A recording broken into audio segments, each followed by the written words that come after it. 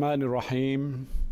Assalamualaikum warahmatullahi wabarakatuh dan salam sejahtera. Apa khabar semua? Saya doakan semoga saudara dan saudari sihat walafiat. Pada petang Jumaat yang lalu, saya telah mengumumkan Pelan Jana Semula Ekonomi Negara atau PENJANA dengan 40 inisiatif bernilai 35 bilion ringgit untuk membantu usaha pemulihan ekonomi negara yang terjejas akibat penularan wabak COVID-19. Pada petang ini, saya pula akan mengumumkan beberapa langkah yang akan diambil oleh kerajaan untuk memasuki fasa pemulihan COVID-19. Fasa pemulihan ini adalah sebahagian daripada exit strategi ataupun strategi keluar daripada Perintah Kawalan Pergerakan yang mula dilaksanakan pada 18 Mac 2020 diikuti dengan Perintah Kawalan Pergerakan Bersyarat sejak 4 Mei 2020. Alhamdulillah, sejak PKP dan PKPB dilaksanakan, kadar jangkitan COVID-19 di negara kita menunjukkan tren yang semakin menurun. Statistik Kementerian Kesihatan pula memperlihatkan kadar jangkitan dalam kalangan rakyat tempatan semakin rendah dan terkawal. Kebanyakan kes yang dicatatkan sejak kebelakangan ini adalah kes import dan kes-kes yang melibatkan pendatang asing tanpa izin di depo-depo tahanan imigresen. Kita bersyukur kerana tindakan pantas para petugas barisan hadapan telah berjaya membendung penurunan COVID-19 dalam kalangan tahanan di depo imigresen dan keadaan pada masa ini adalah terkawal. Pada masa yang sama, kapasiti perubatan dan kesihatan awam negara kita juga berada pada tahap yang lebih baik dan meyakinkan. Dan ini menunjukkan Malaysia telah berjaya membendung penurunan COVID-19 dengan berkesan dan kini memasuki pula fasa pemulihan. Saya nak mengucapkan syabas kepada para petugas barisan hadapan dan anda semua yang telah menyumbang kepada kerajaan untuk membendung wabak COVID-19. Kejayaan ini adalah kejayaan anda semua. Anda telah memberikan kerjasama yang baik kepada pihak berkuasa dengan mematuhi semua SOP yang ditetapkan sepanjang PKP dan PKPB dilaksanakan. Oleh itu, pada petang ini saya nak mengumumkan satu berita yang agak melegakan kepada anda semua.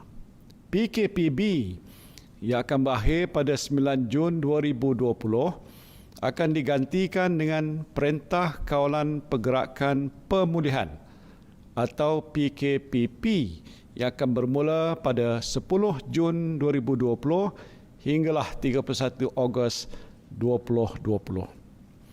Dalam tempoh PKPP ini, lebih banyak kelonggaran diberikan kepada saudara-saudari untuk menjalani aktiviti kehidupan seharian di samping mematuhi SOP secara berterusan.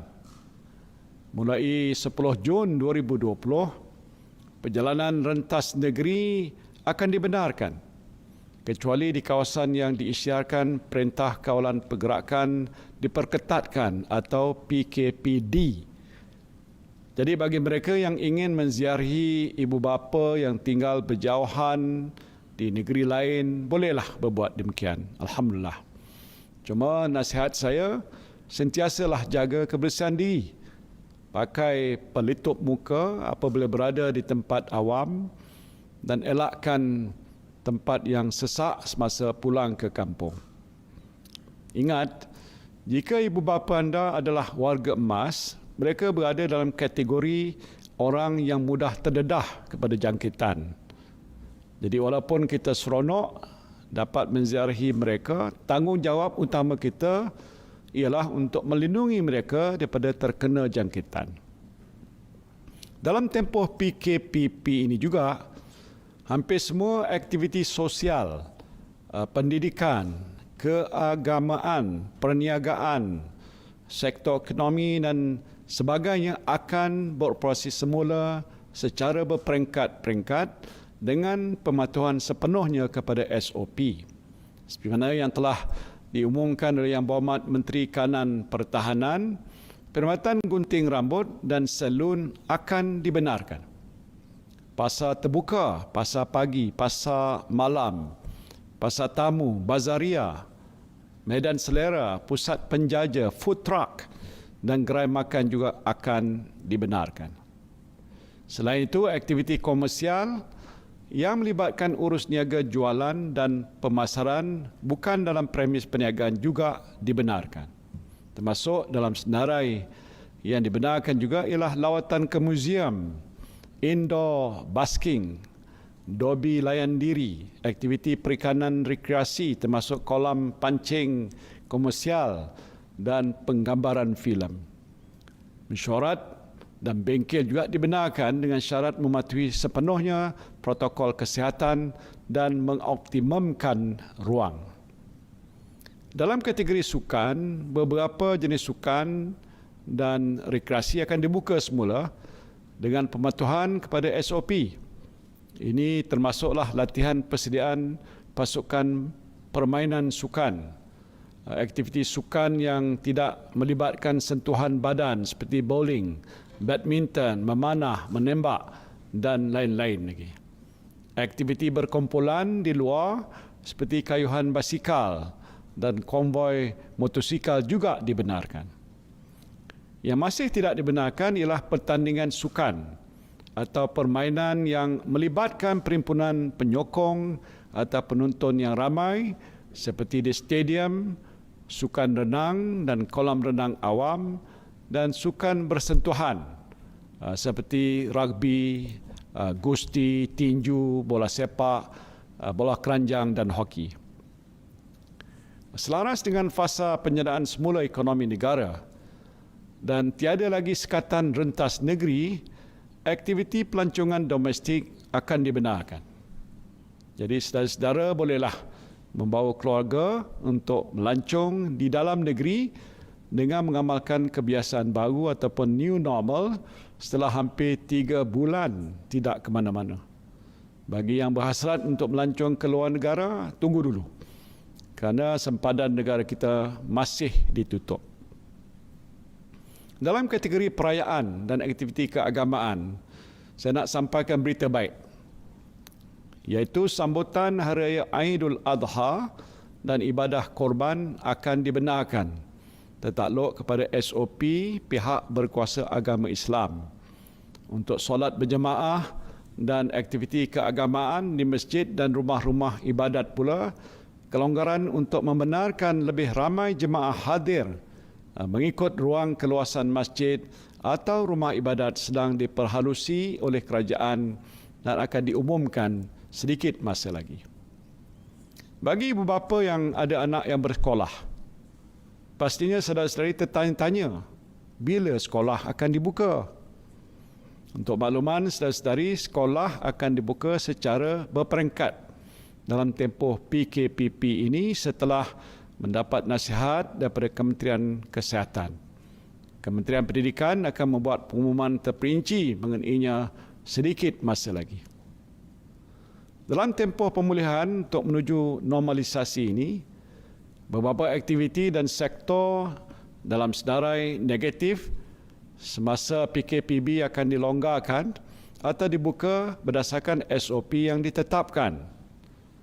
Umpamanya, waktu operasi perniagaan akan kembali seperti biasa dengan pelaksanaan kebiasaan baru yang melibatkan pemilik premis dan pelanggan. Penjarakan sosial, penggunaan pelitup muka di tempat awam dan membasuh tangan menggunakan sabun ataupun hand sanitizer merupakan kebiasaan baru yang mesti kita terus amalkan. Walaupun saya telah mengumumkan banyak kelonggaran ini tidak bermakna tiada lagi apa-apa sekatan yang akan dilaksanakan oleh kerajaan untuk mengawal penularan COVID-19 ini. Beberapa aktiviti ataupun sektor masih dilarang. Ini termasuk pub, kelab malam, pusat hiburan, pusat refleksologi, pusat karaoke, taman timah, perarakan keagamaan dalam jumlah yang ramai, kenduri kendara, rumah terbuka dan aktiviti ataupun apa-apa aktiviti lain yang melibatkan kehadiran orang ramai yang bersesak di suatu tempat sehingga menyukarkan amalan penjarakan sosial dan juga pematuhan kepada SOP. Untuk mengetahui dengan lebih lanjut senarai aktiviti ataupun sektor yang dibenarkan dan yang tidak dibenarkan, saudara-saudari bolehlah layari laman web Majlis Keselamatan Negara. Saudara dan saudari yang saya kasihi sekalian, kerajaan akan melaksanakan PKPP dengan berteraskan 7 strategi. 7 strategi iaitu pengukuhan kesihatan awam, perundangan dan penguatkuasaan, pengukuhan kawalan sempadan, pembukaan sepenuhnya sektor ekonomi, pembudayaan kebiasaan baru, pemerkasaan tanggungjawab komuniti dan perlindungan golongan berisiko. Strategi ini akan dilaksanakan melalui jawatankuasa khas Menteri mengenai pelaksanaan PKPP yang dipengusikan oleh Yang Berhormat Menteri Kanan Pertahanan. Manakala di peringkat kerajaan negeri pula, strategi ini akan dilaksanakan melalui jawatankuasa yang diwujudkan oleh Yang Amat Berhormat Menteri Besar dan Ketua Menteri. Pelaksanaan strategi ini pastinya memerlukan kerjasama dan juga sokongan semua pihak, termasuk jentera kerajaan pusat dan negeri, pihak swasta, pertubuhan bukan kerajaan, serta pemimpin dan juga ketua komuniti. Sejak PKP dilaksanakan hampir 3 bulan yang lalu, kerajaan telah melaksanakan pelbagai strategi dan langkah yang wajar dalam menangani dan juga membendung wabak COVID-19. Banyak kawalan dan sekatan yang dikenakan ke atas saudara dan saudari sekalian. Ini tak bolehlah, ini tak boleh, itu tak boleh, semua tak boleh. Namun saya sedar kerajaan tidak boleh mengawal kehidupan saudara-saudari buat selama-lamanya untuk menghindari jangkitan wabak ini. Saya tahu saudara-saudari juga mahu menjalani kehidupan seperti biasa.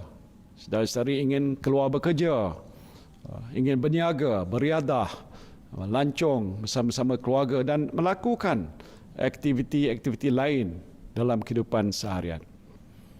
Jadi kini tibalah masanya kerajaan memberikan lebih banyak kelonggaran pada saudara-saudari dengan syarat saudara-saudari mengambil tanggungjawab secara serius untuk mengamalkan kebiasaan baru kehidupan dan mematuhi semua SOP yang ditetapkan oleh kerajaan.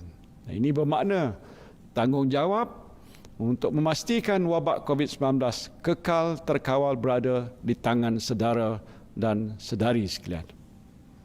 Saya juga ingin menekankan kepentingan peranan pemimpin masyarakat, termasuk ketua kampung, ketua komuniti, pemimpin NGO dalam membendung penularan wabak ini dengan memastikan semua anggota masyarakat mematuhi SOP yang ditetapkan oleh kerajaan. Tidak kurang pentingnya ialah peranan majikan. Para majikan juga mestilah memastikan semua pekerja mematuhi SOP di tempat kerja. Jika saudara dan saudari semua terus berdisiplin dan beristiqamah, saya percaya Allah, insya-Allah, penularan wabak ini akan kekal terkawal dan kita akan memasuki fasa normalisasi selepas 31 Ogos 2020 sehinggalah vaksin untuk virus COVID-19 ini ditemui. Namun saya ingin mengingatkan, sekiranya berlaku peningkatan mendadak kes positif COVID-19 dalam tempoh ini, kerajaan tidak akan teragak-agak untuk melaksanakan Perintah Kawalan Pergerakan Diperketatkan atau PKPD di kawasan ataupun lokaliti yang berkenaan. Saya harap kita semua sentiasa berdisiplin supaya peningkatan kes COVID-19 ini dapat kita elakkan. Sehubungan dengan pelaksanaan PKPP ini, saya menyeru saudara dan saudari semua untuk pakai aplikasi MySejahtera yang telah dibangunkan oleh kerajaan untuk membolehkan saudara-saudari melaksanakan penilaian kesihatan kendiri.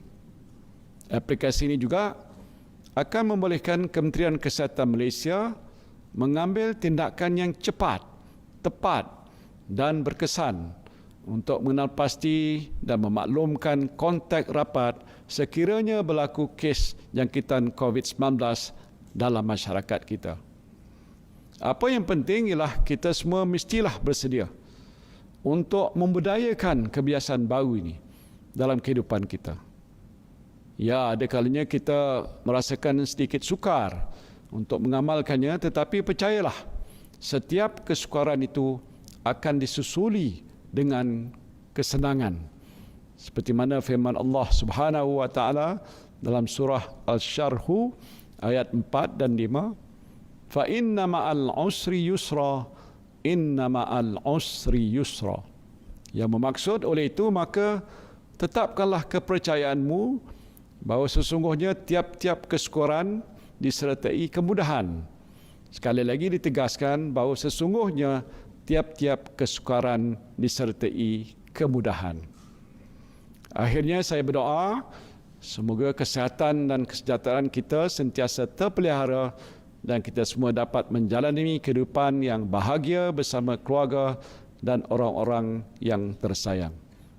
Wabillahi taufiq wal hidayah. Assalamualaikum warahmatullahi wabarakatuh.